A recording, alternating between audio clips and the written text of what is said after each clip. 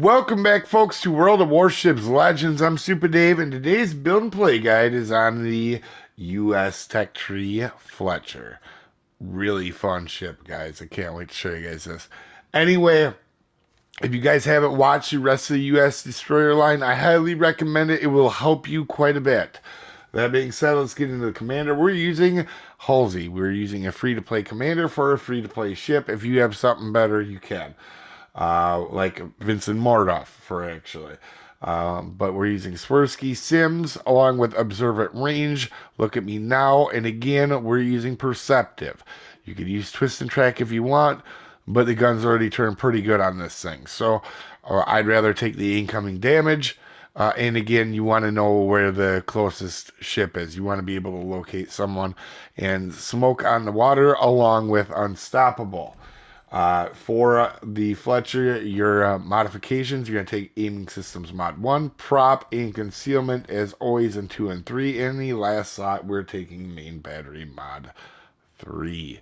For your upgrades, you're going to take the Hull B first to help with your health, the second one to help with your range, and or the targeting systems for your range. The third one, you're actually going to take the torpedoes to help your torpedoes a little bit, and the last one, uh, your Mark 30s to help with your main gun damage. Honestly, these two you could switch around any way you want, but for me, I did the torpedoes first because the guns are pretty good on this thing. That being said, you do have the standard two pretty good smokes for the Americans, and also you have a 2-minute 8% engine boost. Um, for your health, you have almost 20,000 health on this build, and you have the 127s again. Like, this is going to be the mainstay of the line until we get to, everything's had basically 125s until we get to Sumner. It's going to be a slight difference on Sumner, not much, but the firing range is 11 kilometers, a amazing reload at 2.6, and your main battery traverse time is 5.3 on a 180 turn, which is crazy still. HE upgraded is at 1900 with the 5% fire and the 21% pin. These 5-inch guns don't change a lot, as you guys can see, but the AP here, 2300 damage.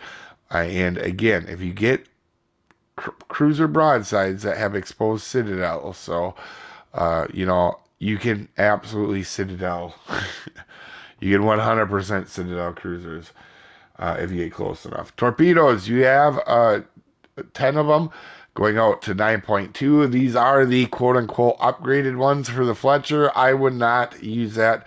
The one difference is you have more damage, right? And that's one of the reasons we took the upgrade, is the damage is a significant amount difference, and the reload. Um, and they reload in 2 minutes. Again, these torps, they're slow, and you don't want to spend your whole time torping everything. You want to you can torp them, but you're more using these for aerial denial a lot, or something sitting in their smoke. AA defense is pretty solid. Not amazing, but solid for a destroyer. Pretty good for a destroyer. Uh, you're going to be shooting down planes, but again, if a carrier really hyper focuses on you in almost any destroyer other than Friesland, it's going to be a rough go. And then a 36.5 knots along with a 560 turning circle and the 3-second maneuverability rudder. So these things, as you can tell, keep their maneuverability the entire line basically for the most part. And it's pretty solid. Concealment is 5.5 on this as well. Stats, as you guys can see, I was pretty terrible when I first got into this thing and just thought, oh, I can win every gun battle like we talked about in Benson. You want to make sure you have the outright advantage. Even though you have some of the best guns among destroyers, that doesn't mean you're going to win if the player has 5 cruisers helping him and you have nothing. So you got to make sure that when you come up across other DDs, and at tier 7, it's even more balanced than it was with Benson, right? You want to make sure you have the upper hand because sure, getting rid of one destroyer and having no health, I mean, you could that's a winning formula. You ended up better, but the winning formula is to outright smash their face in with the upper hand and not have a fair fight and come away and be able to take on other destroyers. That being said, for armor, it's a destroyer. It basically has none. Don't take any necessary shots if you don't need to. As we start the match, it's disclaimer time. This is a beginner's video meant to help people new to the ship or new to the game. This is not meant for professional gamers that know everything there is to know about everything in the universe. There are multiple ways to play and build this ship, and I am an above average player, not the world's best. I make mistakes. You may see one in this match. You didn't come here for pronunciations. I'm as good as anybody at slaughtering beautiful languages all the time. With that out of the way, we're on Tears of the Desert, and you can see one thing I did forget to mention is you can turn off your AA in these and turn them on. And I recommend doing that until you get spotted, then turn your AA on. Because if you, with 5 kilometers, the carrier's going to see your AA long before it sees you, meaning that it can kind of figure out where you are earlier. It's like getting spotted earlier than you actually are. Again, we're locating someone who's out in front of us who's not locating us, which means he's not a very good player or not a very aggressive player. And sure enough, it's probably a little bit of both, as we know we have the upper hand with another destroyer here. And we're going to drop a set of torpedoes while our guns are really loading, just in case he likes to panic smoke and sit. And lo and behold, he's going to do that. But we're not even, our torps aren't even going to make it there because we have help. And he thinks because he's in the smoke, we can't see where he is as we take him out, taking basically all his health.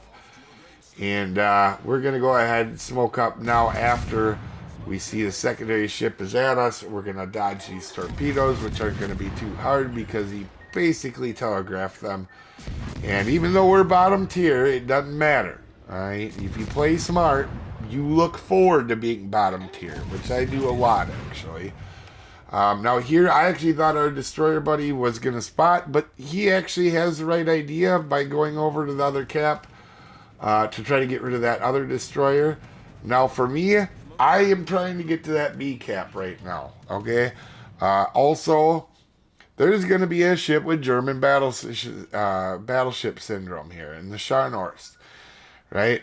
Great ship, but it is definitely not unbeatable even by a destroyer. And I would not until you feel comfortable dodging shells and what to do in your ships.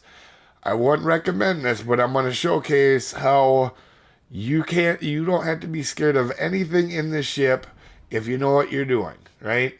This is a full health Scharnhorst 43 secondary build, solid secondary ship in my opinion. And somebody hits him pretty good, but we're waiting for our torps to get there. It only takes 3 hours. We're gonna wait. We're not gonna start shooting our guns right away because we damage conned. And we're going to wait until that goes up, and then we're going to start shooting, and we're going to basically just maul this Scharnhorst. Alright? Somebody did take a shot at him, but we hit him with a torp, and we are going to go ahead and work on taking him out along with whatever teammate's actually hitting him, who's doing a pretty good job too. But when these people get German battleship syndrome and they just dive right into a match, right? Or they push right into the center of the map. It is not good for their health. As you can see, we got 2 permafires going now. I switch over to AP. He goes dark because he realizes he's in a bad scenario. And we're going to go ahead. Once he gets spotted again, we're going to start shooting AP at his broadside because he already has 2 fires. No reason to set off fire with fire. And yeah, he's going to eat our last torpedo. So again, if you know what you're doing and you know you have the upper hand, you can take on anything with most ships, but you got to make sure it's not going to be a fair fight. I mean, we just took out a tier 8 destroyer and a secondary battleship because we knew we had a little bit of help and we weren't being too scared. Now this flank over here, they're starting to lose, and it's the reason why is the Udachi should be over there.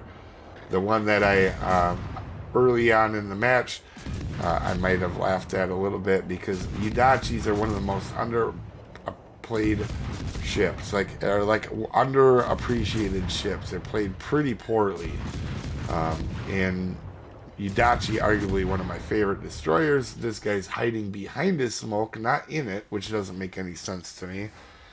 And we're going to go ahead and push up. Again, I want to help that flank, but there is a cap free right now in the middle that needs to be gotten. This Udachi is torping everything from its broadside, which I guess isn't a terrible option, but he's not spotting for his team, right? And we can't spot through his smoke either. I'm going to go grab this cap because we grabbed this cap early on. If it comes down to points, it's going to be very handy. And also, we know there's a destroyer out to the left as well. And our small one doesn't have the world's most health. Again, I shut off our AA until he's close enough to spot us, and then I turn it back on. This carrier is actually going to try to be annoying. He's not going to do a very good job of it, to be honest. He is, however, going to donate a couple planes to our cause, which is handy.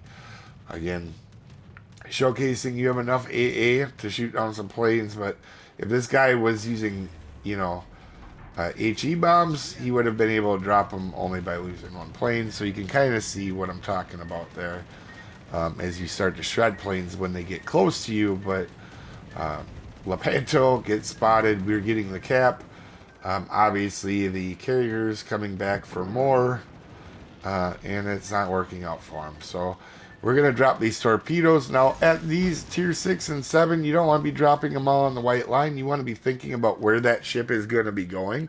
And for us, we are assuming Lepanto is going to turn in and kind of pay attention to our middle of our map, where that battleship is, right? So that's what my thought is. And then, in the meantime, we have a smoke. And we're located, so we know there's a destroyer around here.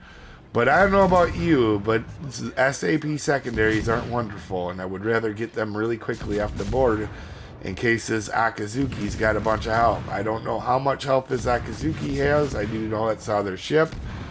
And we're going to go ahead and just try laying into this battleship as well. And you can see very quickly if this match is becoming over.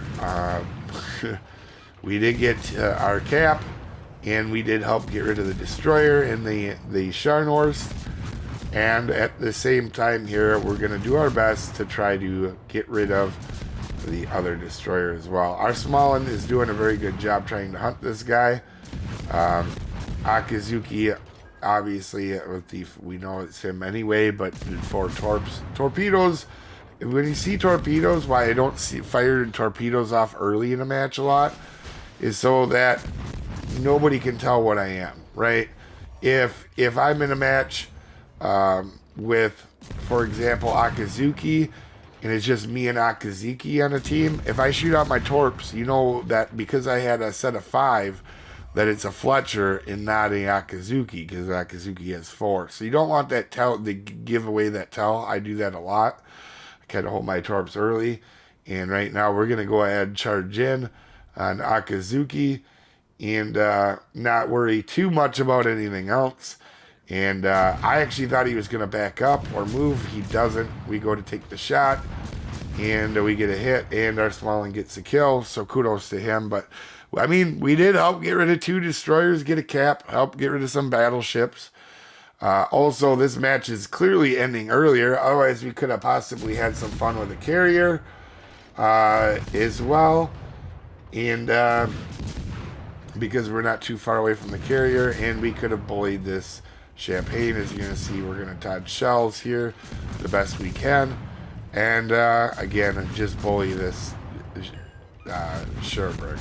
When you have distance as a destroyer, you can maul a lot of things, as long as just make sure you get rid of all the other destroyers and you have the cap control that you do want.